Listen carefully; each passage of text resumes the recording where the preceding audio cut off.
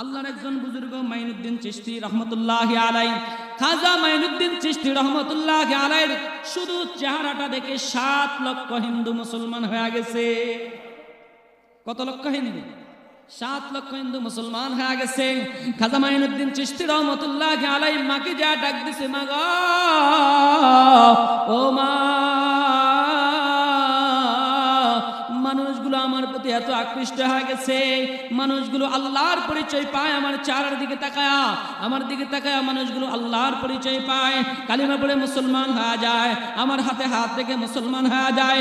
মা ডাক দেয়, খাজা মাইনুদ্দিন চিশতি, এটা তোমার কোনো পাওয়ার নয়, এটা তোমার কোনো কাজের পাওয়ার নয়, এটা আমি মায়ের কাজের পাওয়ার, আমি মায়ের কাজের পাওয়ার। সন্তান ডাক দেয়, মা গো, মা, ওরা তো তোমাকে দেখে মুসলমান হয় না, ওরা তো আমাকে দেখে মুসলমান হয়। খাজা মাইনুদ্দিন চিশতি রহমতুল্লাহি আলাইহি মা জবাব দেয়,